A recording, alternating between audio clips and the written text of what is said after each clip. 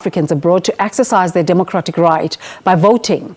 London hosts most voters at over 9,000, Dubai with over 1,500 and New York 605 registered voters. Sisulu has urged South Africans around the world who have registered to make their mark.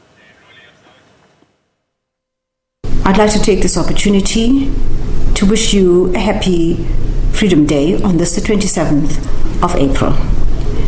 I would like you to understand that we care very deeply about you. We have come a long way. We owe our freedom to people who have sacrificed a great deal for us. We have a responsibility, each one of us, to represent our country in the best way possible. To all South Africans living abroad, today on Freedom Day, we have chosen to give you your right, which is enshrined in the Constitution, to exercise the right to vote for the person that you believe will lead South Africa into a brighter future.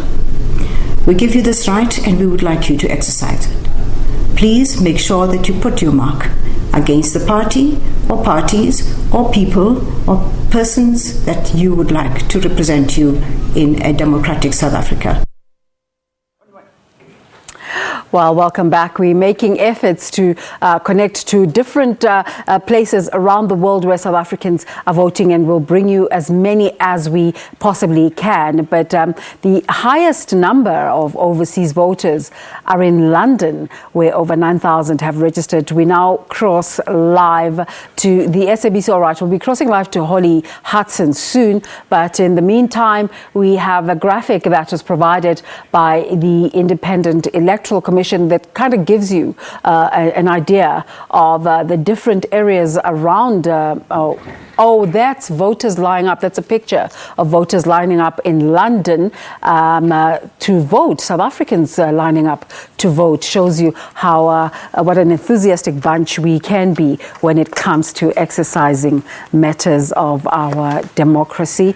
And we had a graphic, I don't know if my production team has it, that was provided by the IEC, showing all the 29,000 voters that have registered and are going to vote all over the world and in different parts of the country, some of them in Kinshasa, some in Kenya, Nairobi, and we'll be trying to cross to all of those areas. But let's try to go through to Holly Hudson now. Holly, a very good morning to you. What a big crowd that has turned out this morning. Yeah, very good morning to you. Yes, I mean, as you can see, the rain's actually just started here in London, but the South Africans have turned out in their thousands here. They're ready to queue up and cast their vote and have their say. Overall, we're told the process takes around an hour. Just behind me there, you can see where they are coming out, having cast their vote. Are people not complaining about the long queues? No, so following last time round in 2014, 5 years on, it seems that the process is running a lot more smoothly. We're being told by people here, and there's a lot more kind of happiness with how things are going. Queues and confusion last time round were some of the complaints, but here there's been staff drafted in from Pretoria, Electoral Commission staff, the road has been closed, queue management processes are in place, a lot of things here put in place to simplify the voting process, and it seems to be working. And that might as well be because there is a new High Commissioner here as well. Holly, the UK shares a lot of history with South Africa in terms of activism against the system of apartheid.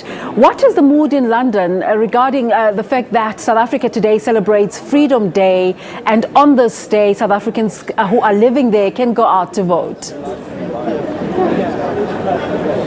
Yes, I mean, obviously, as you said there, the vote does coincide with Freedom Day. So, I mean, 25 years to the day here. There is a huge community spirit actually here today, and the South Africans handing out biltong, people bringing coffees. There is very much an air of celebration, an air of jubilation.